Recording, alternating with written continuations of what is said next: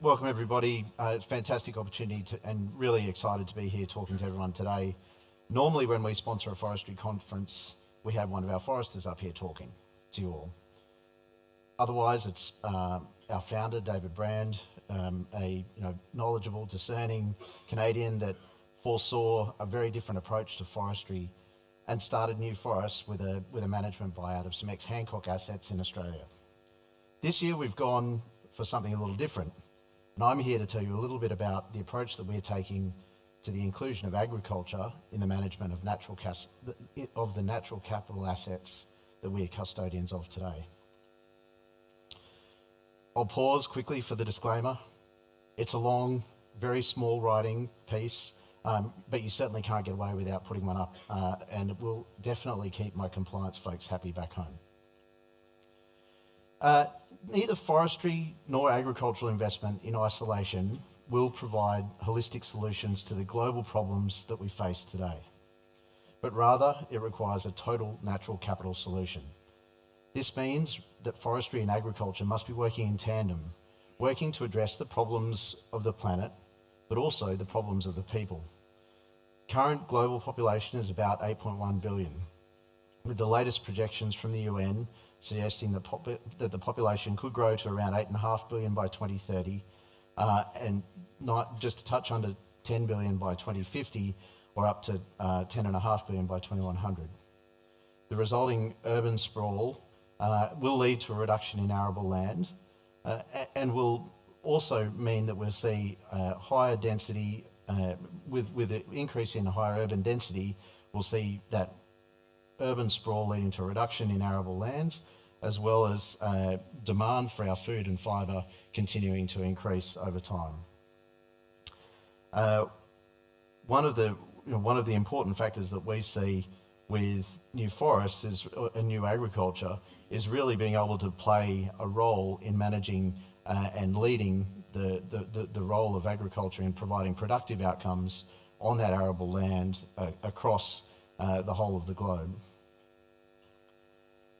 So just to talk a little bit more about new agriculture, we're part of a New Forest Group, a global integrated sustainable timberland and agricultural investment manager with a little over, or approximately 12 billion Aussie under management.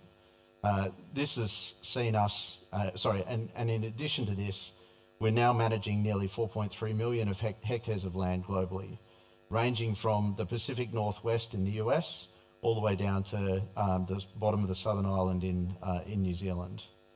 This area has recently increased following the settlement of a large tract of rangeland, grazing land in northwestern Australia, nearly 3 million hectares, but more on that later. And this moves New Forest Group, including new agriculture, with our sustainable landscape approach from being roughly the 40th largest landowner or land manager in the world, I should say, to within the top 15. Specifically coming to the new agriculture approach, while new agriculture has predominantly been known for managing rain-fed row cropping land in Australia and in New South Wales, in New South Wales and in Western Australia, as I mentioned, we've recently expanded this to include the management of a large-scale, nearly 3 million hectares of rangeland grazing portfolio in northwestern Western Australia. Our management of this asset will be focused on delivering sustainability outcomes that repair the landscape. So really interested to hear some of the comments in the previous panel around a shifting focus away from purely managing for carbon outcomes to also focusing on some of the benefits that come from managing your landscape sustainably, repairing that land, and I'll touch a little bit more on that later. The introduction of new agriculture to the new forest business occurred in 2022 with the launch of a brand. So we've seen, to Christopher's comments earlier around the size and scale of investment in agriculture, we've been able to grow this space quite rapidly. I'm not saying that new forests or new agriculture started managing agricultural assets in 2022. In actual fact, that began all the way back in 2010 with the reversion of some of our forestry land back into farmland or agricultural land, and has driven significant benefits for that initial investor, which has allowed follow-on investments leading to the growth in assets under management that we have today. So really the important for us is to be able to extend this landscape approach that we've taken to managing forestry to managing our agricultural land, and really the interplay between those two alternative land uses. For those that perhaps aren't so familiar with the Australian landscape, as compared to the US, where timberland and agriculture operate in very different parts of the landscape, in Australia it's a much more integrated interplay. And by that I mean that the margin between those two areas, or the alternate use of one of those, whether it be agricultural or forestry, means that we can see swapping of those two assets. So I mentioned, and I'll talk a little bit later about a very specific case that saw the birth of new agriculture within new forests. But really, what we're starting to see occurring in the landscape at the moment is looking at those forestry assets, or those land-based agricultural assets that had previously been forestry and had gone back into agriculture because that was at that point in time the highest and best use. We're now seeing a continued and a newer approach to assessing the value of that land with the integration of things like carbon and the opportunity and the monetisation of those markets, what that brings to improving the return for greenfield forestry in particular areas, or indeed where it makes sense on lower productive or less productive land across the landscape. So I really see agriculture becoming part of the forestry business for new forests as a really natural fit. And it allows us to tap into the vast expertise that we've had in managing forestry assets over the last 2 decades. So we heard Gwen a little earlier talking a little bit about the ability for timberland to deliver long-term stable returns. Like forestry, agriculture has a long history of delivering these same stable returns, and generally has a low correlation to traditional investment products, alongside the same or similar inflation hedging characteristics.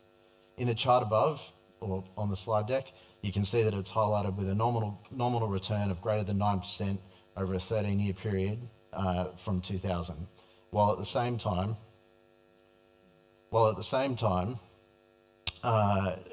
offering a lower volatility than gold, the S&P 500, or the international equity markets. I'm sure that this chart is familiar to many. However, my colleague Nick and I would be more than happy to talk, and Bob, who's here as well, would be here happy to talk to you in a little bit more detail. So please come and find us or get in touch over the app. I've already talked a little bit about some of the robust drivers that I believe should make an investment in agriculture and natural capital a compelling investment thesis for an investment portfolio. However, I wanted to specifically call out a focus on agricultural production. I mentioned earlier that there's a growing population, and that alongside this growing population comes increasing income levels and an increasing demand for higher and more complex proteins, even as the available arable land area is in decline. You can see how important this is to underpinning an investment thesis when you consider the potential alignment with the second UN Sustainability Development Goal to end hunger, achieve food security, improve nutrition, and promote sustainable agriculture. A clear tailwind for your investment. I mentioned the global population that's increasing. Well, it's important to reflect that the portion of that population that's currently experiencing hunger rose to 828 million in 2021, of which 333 million were facing acute levels of food insecurity. So even as food insecurity is increasing and arable land areas are decreasing, on top of that, we've got a land use sector that is contributing approximately 25% of global emissions. So it's against this backdrop that we must weigh the commitments that have been made to climate-related pledges for targets either 2030 or 2050, and it's right, therefore, that we will and are already seeing an increased focus on the contribution that can be made from the agricultural sector. The investment opportunity is to see that the positive benefits that can result from an inclusion of an investment in agriculture in your thesis. As investors, you can play a really important role in the reduction of emissions within the sector, not by ignoring or declining to invest, but by participating, by driving technology investments such as the development of natural fertilisers to replace synthetic application, reducing the volatilization of nitrogen into the atmosphere, through the use of animal feed supplements to reduce methane emissions, through the introduction of sustainable land management techniques such as afforestation on unproductive land areas, something that should be welcome in a forestry conference, or the inclusion of cover cropping and green mulching to help improve soil structure. All of these factors combined, I think, help to indicate the inherent option value that's associated with an investment in land that may currently be mispriced, particularly where the ownership of that land has been underpinned by profitable agricultural enterprises. I was really pleased to hear Christopher talking earlier about the ability to increase scale or the need for larger investors to be able to move from just providing a scale investment, but also to working towards a movement away from just a pure box ticking around some of the natural capital or some of the sustainable solutions that are providing. And I think that this is one of the key aspects for Australia, for an investment in agriculture, and particularly in Australia. But why is it important? And I just mentioned scale there. It's really important because one of the other key drivers for the inclusion of agriculture in your portfolio is an expansion of the investable universe. If we want to drive meaningful change globally, then we must recognise that agriculture has a much larger investable universe. In Australia, this is as much as between 35 and 40 times the available investable universe when compared to forestry. And when we look at the EU or England, we recognise also that agriculture in this region has a dominant land use as well. This goes to reinforcing, my comments a moment ago, that agriculture can play a meaningful role in delivering a reduction in emissions in a traditionally hard to abate sector. I think that's a really important component of it. And we heard Peter, I think it was, talking a little earlier around the way that the carbon stored in wood is not being appropriately accounted for when compared to the reduction in high intensity emission use of concrete or steel in buildings.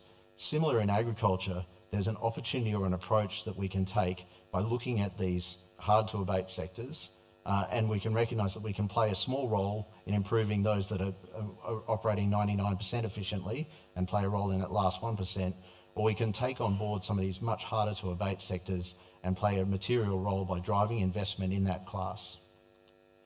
Because the increasing institutionalisation of these assets particularly on a forestry side, is at a much earlier stage in agriculture.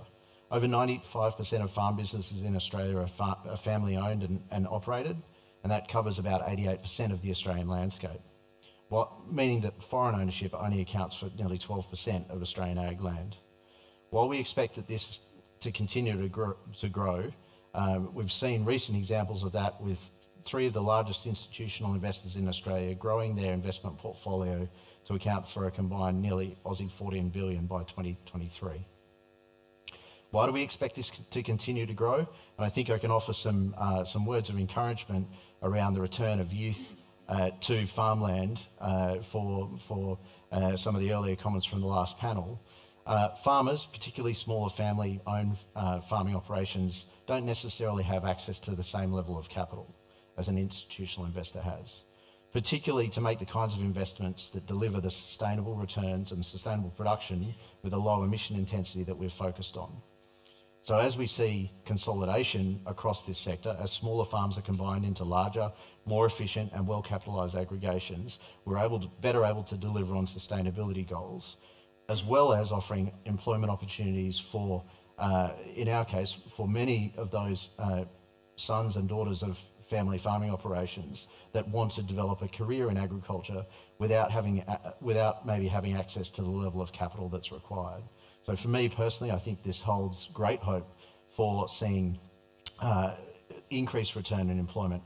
And one of the other factors that I'd point to there is that, and I can speak to this from my personal experience, is that we've seen many people in agriculture go through exactly that process where their parents have encouraged them to go to school and learn a career outside of agriculture. And that's pushed them into technology, it's pushed them into geospatial engineering, it's pushed them into sustainability or linked roles. And what we're seeing in the environment in Australia now is many of those people are coming back to farms and playing a much more multidisciplinary role on farm to actually develop the technology or bring in technology such as robotics, such as the use of drones for spraying, to improve that productivity while also driving those sustainability outcomes. And for the comments earlier also around the average age of farmers in Australia, we've recently seen that hit, I think it's in the high 50s, around 57, which is actually, I think, a small decline from where it was a decade ago into the mid 60s. So we do have a generational change that's occurring, which is opening up opportunities for institutional investors to bring their capital to bear and help manage that transition or that succession within family farming operations, and while also generating aggregations of scale. So I want to talk a little bit about, at New Agriculture, what we see as being a positive impact and how it's not solely linked to a sustainability outcome, because really positive impact is good for your business.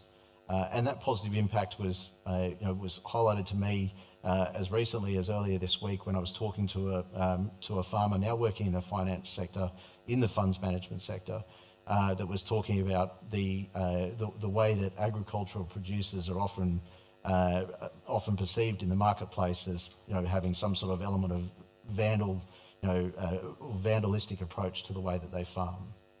When the reality is that most farmers that are here to be are intending to be around for a long time, and this family had been farming for 19 generations, is that they must be sustainable. They must be investing in things that are going to allow them to improve the characteristics of their soil, because that is what delivers to them a farm that can remain in operation ongoing and into the future. And that from an investment perspective is a hugely important part of that approach. So for us, some of the things that we're doing is seeing the adoption of technology and the implementation of precision agriculture, something that you'll hear many people talk about, but what we really see as just being part of good business practice. Methodologies that will help you to reduce your input costs, improve your gross margin, while also focusing on delivering a sustainable return or a sustainable business. Because for us, improving things like your soil health improves the resilience of your operation and the ability to be able to deliver on the cropping outcomes or the livestock outcomes that you're looking to fulfil. So that might, for example, involve things like green-on-green spraying. And I'm not going to get too technical, but green-on-green spraying is really an opportunity where you've got cameras based within your chemical spraying outputs that allow you to target specific weeds across a specific area, reducing your chemical input, so where you're going from spraying a whole farm to spraying individual plants, as well as in our instance, some of the other aspects that we're taking that are perhaps less focused on a more regenerative approach, things like improving some of the storage and handling and logistics surrounding those operations, which allow us to better capture margin. So which goes to, again, one of the points that the earlier panel were making around reaching further into the supply chain to be able to improve or protect your margin.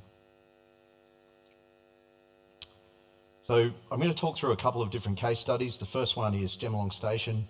This was a station that we acquired late last year and included within our Lawson Grains portfolio. So some of the actions, it's a 13,000 hectare mixed farming operation that had been predominantly focused on the development of some citrus assets originally, and has now gone and been broken into two, and we've acquired the farm mainly focused on the rain-fed row cropping enterprise.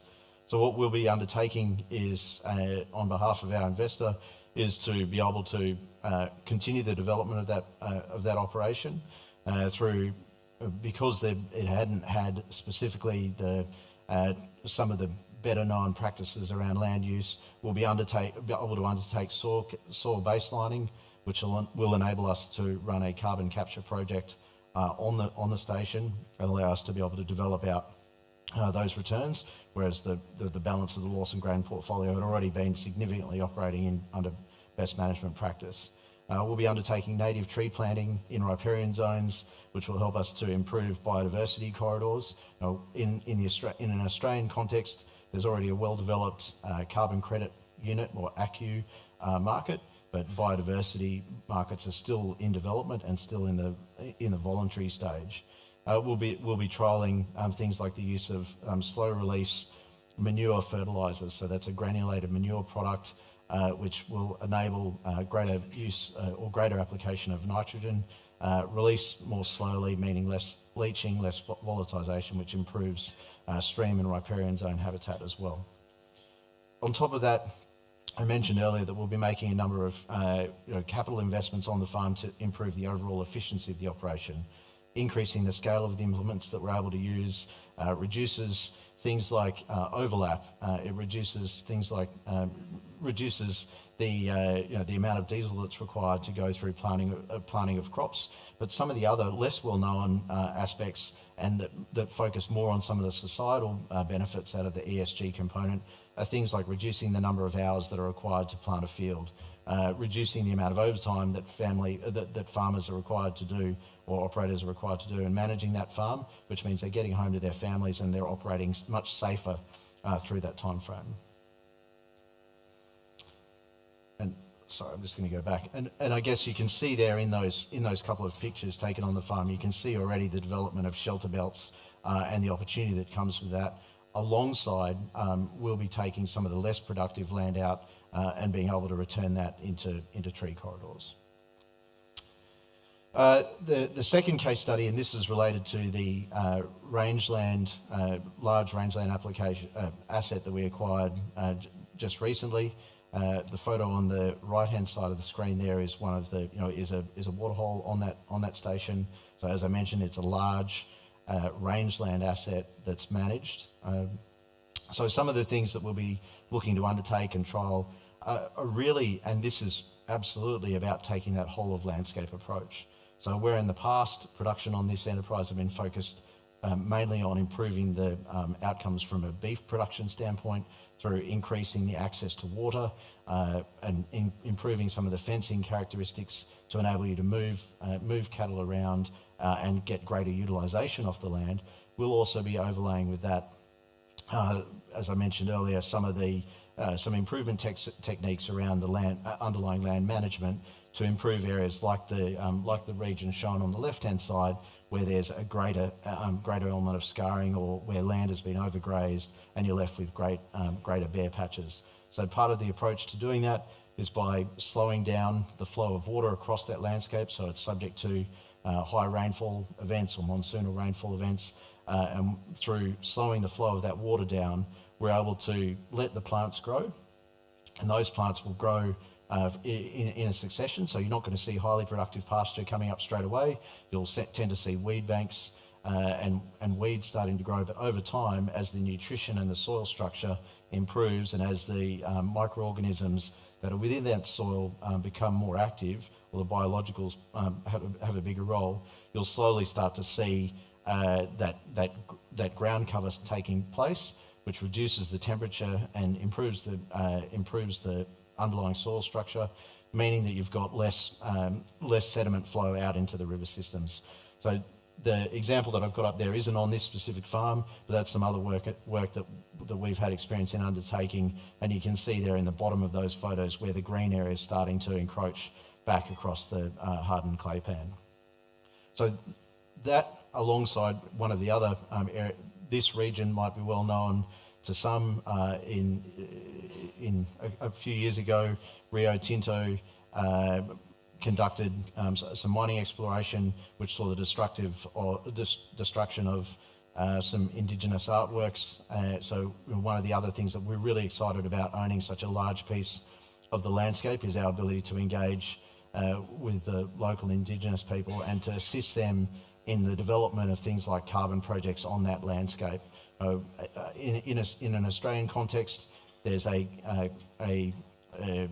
ability to generate carbon credit units through a program called Savannah Burning, and that's where you implement lower volume, lower temperature burning practices to improve the regeneration of grasslands without allowing for big high intensity bushfires. So something like that are projects that will look to implement on these farms through our engagement with the managers, but also then assist some of the local Indigenous to develop those projects on their assets within the region. Finally, I wanted to talk about the case study that kicked it all off for New Agriculture. I mentioned earlier that one of the early assets that New Forests had acquired was a timberland asset in the southern region of Western Australia, and over time it was determined that the highest use for that land was actually not in timber production, so it just wasn't really suitable for the growth that we were getting out of the forestry. And so as that timberland was harvested, we've been working to revert that back to productive agricultural land. So you can see in the picture there on the right hand side, a canola crop going surrounded by radiator pine plantations, as well as remnant native vegetation at the top of the slide. So really it is truly taking a holistic approach to the management of that land and doing it, being able to continually reassess what the best approach is. So as we see ongoing development of biodiversity markets, as we see increase in the price signals, hopefully with things like carbon, that's where we think that we're very well placed to play a role in managing that landscape, conducting the analysis on an annual basis to ensure that the investment thesis that's being put forward makes the most sense. And I think it's also one of the regions that we believe that an investment in agriculture in Australia, or an investment in landscapes in Australia, both forestry and agriculture, presents a pretty unique and exciting opportunity for long-term institutional investors. We really are, as I mentioned, there's a number of long-term tailwinds out there that we expect to continue to drive the sector over the future. And we've already seen, by taking a holistic approach to sustainability, we can see a positive contribution to financial returns purely through the ability to have more resilient farming operations that are able to generate more kilograms of product per millimetre of rainfall that falls during the cropping cycle. So at the moment, and in conclusion, I'm happy to take some questions, but we're open to offers for opportunities to invest either directly or via co-investment structures, and really look forward to having time to speak to all of you today.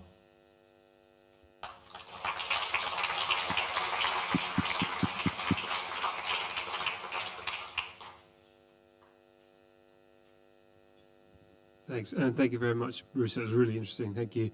I'm just wondering if your investment thesis or your spotting of opportunities in Australia and globally has changed much recently on the back of, well, what's publicised over here is very bad bushfires in Australia and an increasing amount of climate risk globally. How are you changing your approach to what you do next and how you manage the land? Yeah, thanks. It's a great question. I think one of the things is that we're focused on looking at agricultural production in higher rainfall zones. More generally speaking, that's something that we see that you can get you can generally have greater sustainability results by operating in higher or medium to high rainfall zones. In terms of building the resilience to bushfire, particularly on agricultural land, one of the things that's really important is managing ground cover and making sure that you've got you've been able to increase the water content of your soils. So again, by using different production techniques, we've been mainly focused in the past on rain-fed row cropping enterprises. So that's something that we are able to manage through the way that we put fire breaks around our areas, or containment zones if there's lightning strikes, which are likely to occur around harvest. On the rangeland opportunity that we have in the north, one of the key factors there is by managing that process through lower intensity cool burns throughout the season, rather than letting a body of feed or a body of grass grow up and then be subject to a lightning strike late in the season. Sorry, I'm going to. Nick and I and Bob will be around after the conference, but I am getting told that I've reached the end of my time. So thanks very much.